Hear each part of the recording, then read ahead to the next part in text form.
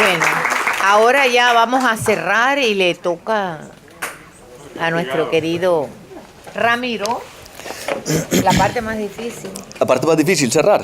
yo creo. No, que va. Mientras Sí, escondamos porque- esto, Ah. porque ella estaba hablando perfectamente. Yo no estoy hablando de tiempo. Yo estoy Ah, ¿de hablando la tiempo parte no? más difícil.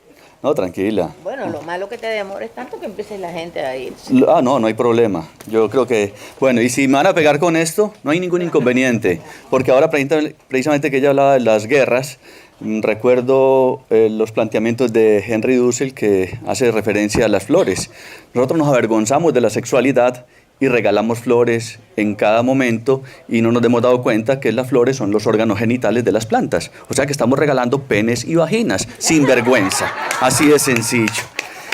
Y en ese orden de... ¿Esto se quiere decir el matamosco? Ese matamosca es en ese sentido. Y perfecto, eso está perfectamente bien. Bueno, ahí sí, voy a hablar un poquito de lo que tiene que ver con la sexualidad en la familia.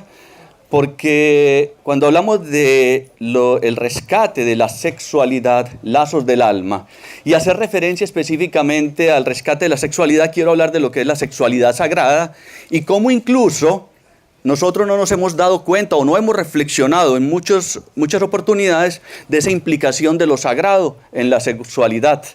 Porque la palabra sacrificio viene de sacro oficio, es un sacro oficio. Y entonces cuando yo con mi amante, que por aquí está mi amante, Reyán, y yo siempre la presento como amante porque estudiante es el que estudia, caminante el que camina y amante el que está amando. Entonces en eso vamos fluyendo. Y en virtud de esa intención de rescatar la sexualidad sagrada, y como bien lo plantea y como lo ha hecho la doctora Amor, cuando ella desnuda su alma, en su libro y en sus presentaciones, yo también voy a desnudar un poco aquí mi alma y voy a hablar descaradamente del paciente más impaciente que he tenido yo, que soy yo mismo. Y voy a hablar de mi historia en cuanto a cómo he venido este proceso de ir rescatando mi sexualidad y desnudando, que la palabra es bien clara, quitar los nudos, que muchas veces no nos hemos dado cuenta cómo los fuimos estructurando o no los fueron estructurando. Enredando. No los fueron enredando porque el niño de por sí, y hablabas de la pornografía, y yo no sé si lo que yo llegué a hacer, y me voy a confesar ante ustedes, ya gracias a Dios también me confesé ante un sacerdote cuando presentó esa situación.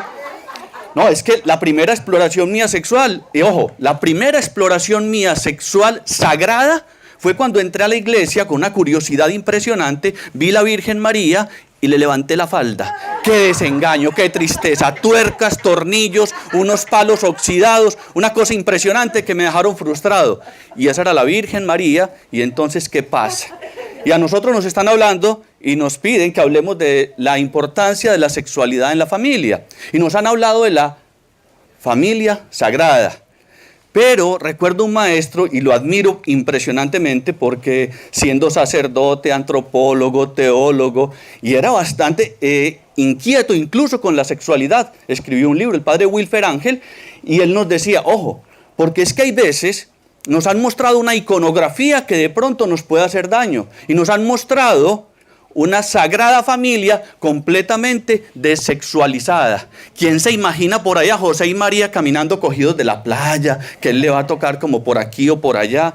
No, ¿ya? Mientras que por otra línea nos han mostrado una sexualidad direccionada a integrar esa parte sagrada. John Moore escribió un libro que se llama Sexualidad Sagrada, precisamente, Sexualidad y Espiritualidad. Él siendo un teólogo y antropólogo y sacerdote, lo envían al Mato Grosso en Brasil a hacer una investigación y se da cuenta que en esta comunidad la sexualidad y la espiritualidad no eran divergentes, sino que convergían.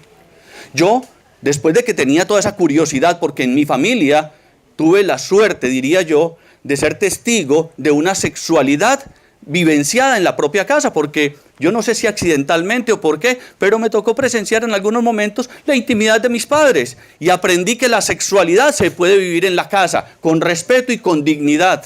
Y desde ahí empecé a ir visualizando varias cosas que luego me generaban esa inquietud para acercarme no solo al mundo de la psicología, sino de la sexología. Y empecé a estudiar sexología y a encontrar el camino de lo sagrado en la sexualidad. Porque como bien decía la doctora Juana, la sexualidad no se reduce única y exclusivamente a la parte biofisiológica en el ser humano, sino que si fuimos hechos a imagen y semejanza del Creador, nosotros somos creativos en la sexualidad también, ¿sí? Ustedes no van a ver un toro y una vaca por allá leyendo el Kama Sutra o a ver qué van a hacer. No, ellos responden de manera instintiva. Pero el ser humano, la sexualidad en el ser humano, cuando hablamos de rescatar la sexualidad, ¿cuáles son las funciones de la sexualidad en el ser humano? En el ser humano tiene una función recreativa, procreativa también, tiene una función comunicadora. Muchas veces me llegan a consulta parejas, no, es que tenemos problemas en la sexualidad. No. La sexualidad es un reflejo de lo que está siendo problemático en comunicación, en otra cantidad de aspectos que no están siendo trabajados. Y entonces, ese es el reflejo, simple y llanamente. Entonces, nos orientamos a poder encontrar esos nudos que desafortunadamente no les están dejando fluir de manera natural y tienen que rescatar esa naturalidad. Y otra de las funciones, y ojo con esto que es bien importante, de la sexualidad es la función sanadora. Porque nosotros a través de la sexualidad y cuando hacemos incluso ayuno sexual, yo una vez que iba para la selva, para Perú, me recomendaron para entrar en contacto con las planticas sagradas, hacer ayuno sexual, hacer ayuno de una cantidad de cosas para poder entrar en comunión de una manera distinta. Y un chamán por allá que no había estudiado en ninguna Harvard ni ninguna cosa, me decía unas cosas impresionantes al compartir de los fluidos y las conexiones del alma y me decía, y ojo que estos elementales de las plantas ya van a habitar con usted por el resto de su vida y sepa cómo maneja y cuida su sexualidad. En otras palabras, me decía muy claramente que un pene sabio no se mete en lo que no le importa. Así de sencillo. Así de sencillo. Y en ese orden de ideas, cuando nosotros vamos siendo consecuentes con el respeto por ese templo que es el cuerpo y encontramos entonces en la sexualidad un camino de trascendencia porque también tiene una función espiritual, sin lugar a dudas. Ahí es donde hablamos de que entramos en comunión, unión común, ¿sí? Que eso nos acerca al éxtasis, que ese es el encuentro con el de arriba. Y no es que creamos entonces que el asunto del mismo sacerdote me lo decía, es que no crean que la consumación del matrimonio se llega en el momento en que se casan y el sacerdote de pronto le echa la bendición, de pronto en la cabeza o más abajito, para que haya una buena... No. La consumación se da en la intimidad de la pareja cuando se entregan con amor. ¿Cuál es el opuesto del amor? El miedo. No porque lo diga Eckhart Tolle, no porque lo digan otros autores, no porque lo diga Deepak Chopra. El verdadero y auténtico opuesto del amor es el miedo, y nos lo explicaba Alberto Restrepo por una razón muy sencilla, porque nosotros con miedo no nos entregamos y el amor es entrega. Jesús se entregó por nosotros, ¿sí? Y en esa condición sagrada, cuando decimos que lo sagrado es esa comunión con lo trascendente y lo espiritual. A mí una vez una señora me decía en consulta, ay doctor, es que los hijos le pagan a uno tan mal, uno como se sacrifica por los hijos. Imagínese. Yo le decía, sí, lo que yo hago aquí es un sacrificio, un sacro oficio. Y cuando nosotros aprendemos a vencer los miedos, entonces nos entregamos sin miedo, hay apertura, ¿sí? Y ahí podemos estar de acuerdo. La palabra acuerdo viene de cardio. Y cuando hablamos de recuerdos, es conectarnos con el corazón. Y desde ahí entonces, cuando entramos en esa comunión y esos lazos del alma con las constelaciones, por ejemplo, nosotros trabajamos este asunto para desnudar esas limitaciones que hemos venido estructurando y anclando por mucho tiempo. Y nos damos la oportunidad entonces de descubrir dónde fue ese punto de anclaje, cómo lo trascendemos y sobre todo, y ojo con esto, que ahí viene un asunto que es el que más nos ha limitado y que esencialmente nos limita para la entrega que tiene que ver con el miedo, y hay un asunto que antecede al miedo y es la culpa. Y ojo con esto, porque nos han llenado de culpa. Y lo que hacemos es culpable. Mijo, ¿y usted cómo se le ocurrió levantarle la falda a la Virgen María? Por Dios, vaya, confiésese, mijo. Y yo ya temblaba porque simplemente tenía una curiosidad. Y en ese orden de ideas, cuando yo estudié sexología, para hablar de sexología en la familia, yo recuerdo que yo tenía mis libros de sexología sin ningún inconveniente. Y una vez me pasó una cosa bien particular. Vamos a hablar de anécdotas. En una reunión que yo no estaba con mi familia, estaba la celebración de la primera comunión de uno de mis sobrinos, mi hija llega y se le acerca a la tía más mojigata y le dice, tía, ¿usted le besa los genitales a mi tío? Ah. Mi hermana, que era la que estaba allá, Natalie, venga para acá, y la lleva aparte. Y le dice, mija, y después me cuentan a mí, yo no la voy a reprimir, yo no la voy a pegar. Digo, mira, mija, hay cosas que son de la intimidad. Bueno, yo tengo estos libros acá, además que entraste, los miraste, en fin. Y yo le hago un acompañamiento, ¿sí? Y luego me pasa una situación bien particular con mi hija en su adolescencia. Porque, ojo, yo empecé a estudiar psicología cuando yo me divorcié y quedé con mis 2 hijas, ¿sí? Y yo cómo iba a hacer para acompañar a mis hijas en el desarrollo psicológico de ellas. Y empiezo a descubrir un montón de cosas que tiene que ver con el rescate de la sexualidad. Cómo se le ha tratado a la mujer en múltiples de las religiones, cuando se ha tratado como una mujer impura porque menstruan. Hasta a los hombres les da vergüenza, incomodidad, tener intimidad con la mujer cuando está en el periodo menstrual. ¿Qué pasa? Entonces, cuando decimos que vamos a rescatar la sexualidad, ¿qué es lo que tenemos que rescatar? Primero rescatémonos a nosotros mismos. ¿Cuáles han sido esos complejos, esos traumas que nos hemos dejado involucrar? Y una de mis hijas, en ese sentido, que ella veía que yo he sido estudioso de la psicología, llega en un momento y me hizo una pregunta que yo le decía, mi hija, mire, hay cosas, me lo decía este maestro, que usted como hombre no le va a poder responder nunca a sus hijas, porque por más veces...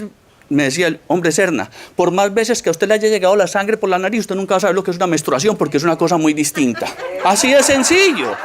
Yo no le puedo explicar a ella. Y ella me pregunta algunas cosas y yo llego y voy y le digo a una amiga, mira, pues mi hija me preguntó esto, no sé ni cómo responderle. Y me dijo, wow, tu hija te da demasiada información. Y yo, bueno, ayúdame a responder esto. Cuando yo llego y le digo a mi hija, y fulanita de tal me dijo que me dabas demasiada información. Me dijo, ay pa, si yo sé que usted quiere lo mejor para sus pacientes, usted no va a querer lo mejor para nosotras que somos sus hijas. Yo, ok. Y entonces ahí hay una confianza donde podemos hablar tranquilamente de muchos aspectos y que ellas precisamente por eso saben que yo puedo abordar estos temas públicamente porque yo ya lo he hablado con ellas, no te incomoda esto, no, hay un respeto muy significativo por esa condición.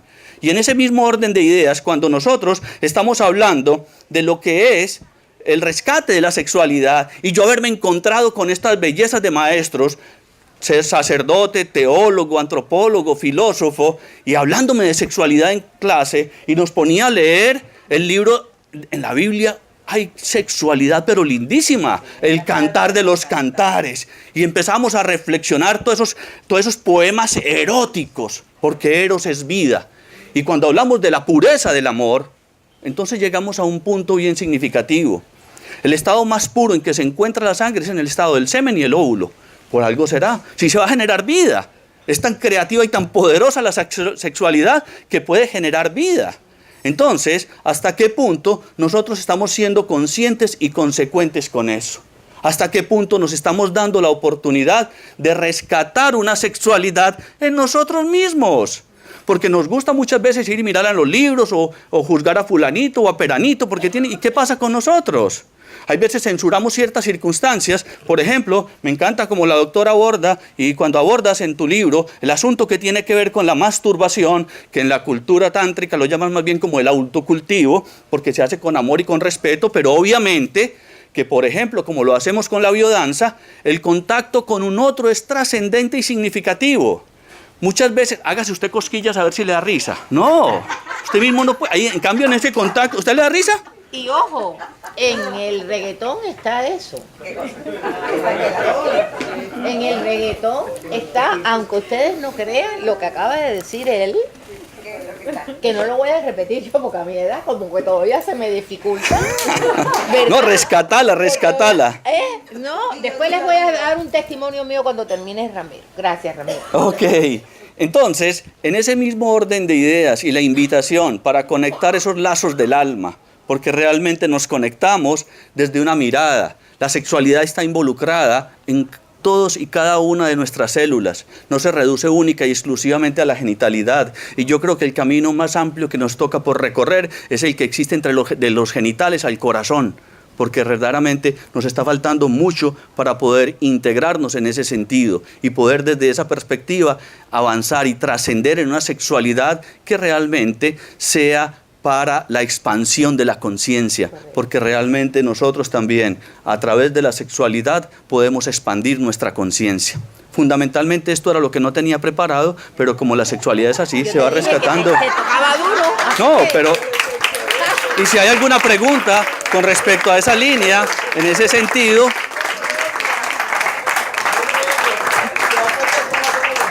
Bueno, esto... ¿Terminé? Pues yo creo que sí, no sé, sí, ya terminé, sí. Es que yo a veces le pregunto así a mí. Yo particularmente, honestamente te digo, me quedaría toda la tarde con el hambre que tengo oyendo. Ah, no, pues no sé. De verdad. Gracias. Esto, la verdad... Estamos ayunando. Sí, estamos ayunando. Doctora, estamos ayunando. ¿Cuál es el testimonio? Mi testimonio es el siguiente. Vuelvo y repito, ¿se acuerdan de la edad que tengo? No la voy a repetir. Ya yo iba a cumplir 14 años, y voy a entrar al baño cuando me veo el percance de primera vez. Ajena, con 14 años, ojo, no sabía. 13 para 14. Mi mamá no estaba en la casa y llamo a mi papá. Yo siempre tuve muy buena comunicación con mi padre. Yo te entendí perfectamente lo que... Pero de eso nunca se me habló. Y lo llamo llorando porque yo creí que me iba a morir. Yo pensé que ya yo me iba a morir. Y mi papá llama a mi abuela y mi abuelita que es un ser, para todas las abuelas es lo máximo, obviamente. Pues ahí mi abuela me explicó en lo que pudo, porque también, ¿no? ¿Qué les quiero decir? Que por eso es tan importante eso que él acaba de decir, padre, hijo, hija. Todo es una comunicación de respeto, pero una comunicación. Por eso te di las gracias, porque es importante hacer hincapié de eso y llevarlo al universo, no solo... ¿Puedo agregar algo? Claro. Sí, y tiene que ver con lo que ella está planteando, porque vuelvo e insisto, mi gratitud a estos maestros, porque como les decía, yo quedé con mis 2 hijas y para mí no fue fácil hacer ese acompañamiento. Me leí un libro que me encantó, Mujeres que corren con los lobos, que me acercó mucho a varios procesos de comprensión del desarrollo psicológico, no solamente en las mujeres, sino en nosotros los hombres desde el lado femenino. Pero también agradezco a un gran maestro que me ha orientado en el aspecto también del desarrollo de la conciencia, el análisis de los sueños, y él me decía, ojo, en el momento en que a sus hijas les va a llegar su periodo menstrual, es probable que ellas tengan sueños eróticos, van a tener sueño con fuego, van a tener un tipo de sueños, y yo le dije, ok, y me dijo, y me recomendó un ritual. Y para mí fue muy lindo y yo agradezco que me hubiese dado esta orientación, porque efectivamente nosotros tenemos un restaurante en Medellín. Yo estaba trabajando en el restaurante cuando me llama mi hija, papi, me llegó el periodo. Y yo le digo, hija, qué alegría, felicitaciones, espérame que yo ya voy para allá. De ahí me voy yo para un supermercado, compro una tarjeta de bienvenida, unas toallas higiénicas, ¿sí? Una bolsita de regalo, voy y compro una cadenita de plata con un dije de una luna, porque ella estaba llegándole su luna.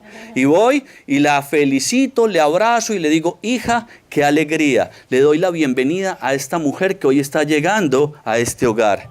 Esta fecha, 16 de octubre, nunca se me olvida, es tan importante como tu fecha de nacimiento, porque realmente está llegando una nueva mujer a este hogar. Me he tenido pacientes que les han pegado que porque le llegó la menstruación. Mi hija, ay, esa es la cruz que nos tocó cargar, mi hija. Ay. Y añado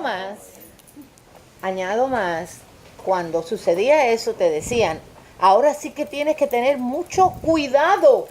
Que mantener las piernas La culpa de que hablamos, mucho cuidado, como que te espanta. O sea, el día que te casas también sin saber a dónde vas, pues el cuidado que te metieron en la cabeza es como que te quedas paralizada. Y la sea, mujer, es un proceso. Y la mujer primero no podía entrar a la iglesia y luego no podía entrar cuando tenía el periodo menstrual y una cantidad de cosas que no nos hemos dado cuenta. Entonces había una cantidad de cosas que yo decía, wow, inconcebible. Y por ejemplo, otro tema que si me das tiempo, unos 5 minuticos para, si la gente, si están de acuerdo, otro tema que muchas veces no se ha evaluado profundamente Y a mí me gusta, por ejemplo, con mi amada Reyán, nosotros hacemos rituales en Machu Picchu y actividades de crecimiento personal y trabajamos el tema de los valores. Y hay un valor que es bien importante que aprendamos a revisar, o por lo menos les hago la invitación. No me crean a mí, pero crean a la reflexión que ustedes puedan tener de este asunto. Y tiene que ver, por ejemplo, con el tema, el valor de la virginidad. El valor de la virginidad. Me decía una estudiante, profe, pero si la pusieron en muy mala parte. No, espérate un momentico, ¿qué es la virginidad? Vamos a mirar, porque es que muchas veces a mí me llega una vez una señora, y todavía se dan estos casos, mire doctor, yo me voy a divorciar, yo llevo 18 años de casada, mi matrimonio ha sido un infierno, desde que nosotros nos casamos yo no he podido tener plenitud, porque mire doctor, yo a usted no tengo por qué decirle mentiras, ni antes de casarme, ni después de casarme he estado con un hombre distinto a mi marido, pero como la noche de bodas yo no sangré, entonces él empezó, que qué tapado el que le habían metido, que vaca ladrona no olvida el portillo, que quién sabe con cuántas más había estado, que confía, que cómo iba a poder confiar más en ella. Y entonces, cuando llegan a consulta, ya tenían 2 hijos y ella fue a consulta sola y yo le digo, venga, yo creo que para el proceso sería conveniente que su esposo también venga. ¿Será que él viene? Y me dice, sí, porque él lo escuchó en un programa de radio y entonces él fue el que me dijo que viniera, porque así como usted dice que así como uno llega amorosamente a la vida de alguien, ¿por qué no irse amorosamente de la vida de alguien? Entonces, por eso estoy aquí. Entonces, ok, perfecto. Y yo le dije, señora, perfecto. Yo le hago una preguntita, ¿cierto? Que su esposo es de esos de 2 cucharaditas de caldo, mano a la presa, y usted queda mirando, ¿y esa telaraña cuándo la vamos a quitar? ¿Ve? ¿Y aquello qué? Y entonces, me dice, ay, sí. Cuando llega, luego ella con su esposo a consulta, ella llega y me dice, mire, doctor, entonces yo estoy pues en esa intención de divorcio. Y le digo, a ver, realmente la queja suya es porque él desde la noche de bodas dice que usted no era virgen, que usted no perdió la virginidad la noche de bodas. Y ella me dijo, sí, eso. Y es verdad, usted no perdió la virginidad la noche de bodas. Y ese señor la miró como con ganas de matarla ahí en consulta. Y le dije, porque mire señora, ustedes llevan 18 años de casadas y usted es más virgen que un diablo. Le voy a explicar por qué. Usted ha oído hablar del Amazonas. ¿Qué dicen del Amazonas? ¿Qué es selva qué? ¿Qué es selva virgen? ¿Por qué? Porque ha sido poco explorada. Caballero, ¿usted cree que la virginidad se reduce única y exclusivamente al himen, a lo que tiene ella entre las piernas? La virginidad es mucho más. La virginidad nunca se pierde. La virginidad se descubre. Exacto. La virginidad no se pierde, la virginidad se descubre. Y yo les puse una tarea. Que se fueran, por ejemplo, 4 o 5 días. Les dije, ¿cuándo fue la última vez que ustedes 2 solitos se fueron mínimo por 3 días y no a visitar la tía Mueca ni el primo Mocho? No, ustedes 2 solitos, no con nadie, a compartir con música, una cantidad de cosas. No, entonces les puse esa tarea. Cuando ella llega a los 8 días a la consulta y ella me decía, ay doctor, yo no sabía que yo era tan sensible por aquí atrás, ese hombre me tocaba y yo me estremecía, la cosa más impresionante. Ah, estabas descubriendo la virginidad de tu cuerpo, la virginidad de tu piel. Y él después me decía, como nosotros, porque yo la tarea que les puse, vea, ustedes van a estar 3 días por allá, se van a mirar, se van a hueler, se van a acariciar, pero ñanguis, nada, furunfar del todo, nada. No, olvídese, así simple y llanamente. Ah, bueno, cuando llega y después ella me dice, mire doctor, nosotros nos vimos desde el viernes, nos íbamos a quedar hasta el lunes porque era feriado, pero la verdad nosotros el sábado no aguantamos y furunfamos y le dimos aquello, Y yo, ¿y cómo te sentiste? Me dicen, 18 años de casada, primera vez que tengo un orgasmo. Ojo, y hay un asunto bien importante. Luego él me decía, doctor, yo no sabía que conversar con mi esposa era tan agradable. Y yo, estabas descubriendo la virginidad intelectual de vos en ella, ¿ya? Porque ahí vamos descubriendo esas virginidades.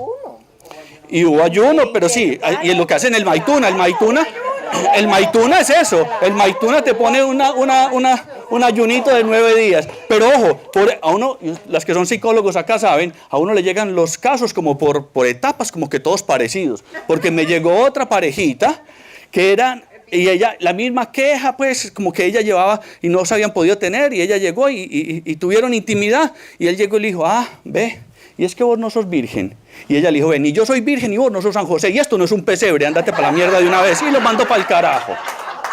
Porque de eso se trata, que podemos ir más allá, explorarnos y trascender los conceptos porque las palabras tienen poder. Gracias. Gracias a ti, gracias a ti. Para concluir lo que yo les estaba diciendo del reggaetón, porque todavía hay personas que me miran así asustadas cuando yo hablo de reggaetón. Olvídense de la letra. la letra no tiene nada que ver con el ritmo. ¿Qué sucede con el reggaetón? Le ha dado la oportunidad, estamos hablando siempre de hacer las cosas con respeto, ¿verdad? Y hay personas que lo hacen con respeto y hay personas que lo hacen como quieran. El reggaetón le ha dado la oportunidad a la mujer de liberar esta zona que fue rígida por mucho tiempo por la culpabilidad. Hermana, demuestra. ¿Qué pasa? Al mismo tiempo, la posibilidad al hombre de aguantar su instinto animal, de que lo tiene, pero no lo puede tocar. Entonces, ahí sí, de verdad. Esa es la función del reggaetón. Y para mí, yo no me quiero quedar atrás. Yo estoy con la juventud y yo bailo reggaetón en mi casa. Muy bien. Ustedes creen que se ríen, pero yo les digo de verdad. Esto es algo impresionante lo bien que uno se siente. Y me di cuenta cuando yo iba a Lady America y ponían reggaetón y yo veía a aquellas personas mayores, no yo, aquellas personas mayores, cómo disfrutaban. Y ahí fue donde yo me di cuenta de la liberación que estaban sintiendo de tantos años de frustración. ¿Sí? Pepi, pero es solamente para los blancos, porque los negros descubrieron eso.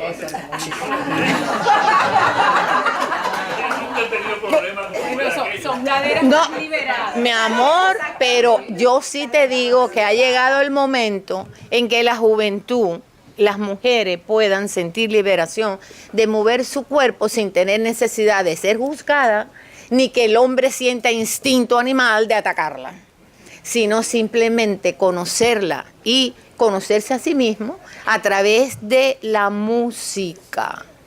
Y lo estamos viendo, si hubieran, no sé si ustedes vieron el premio Lo Nuestro este año, fue algo espectacular. No voy a explicarles más porque ya es mucho el tiempo que hemos tomado, pero esto se está realizando exactamente lo que hemos venido hablando. Las tres generaciones, cómo lo llevan de la mano, cómo la tercera generación presenta a la nueva, con respeto, con admiración, cómo los ritmos fueron mezclados, fue algo espectacular. Se los digo yo que soy persona que llevé 7 años en Telemundo Network como directora de contenido y soy muy específica en cuando yo doy un comentario acerca de algo. Si pueden, bajen YouTube el programa y verán lo que yo les estoy diciendo. Ahora les quiero dar las gracias por haberse mantenido en esas sillas por tanto tiempo, por compartir con nosotros y como siempre les digo, lo que dice el Publix, el supermercado, lo ven aquí y lo compran allá.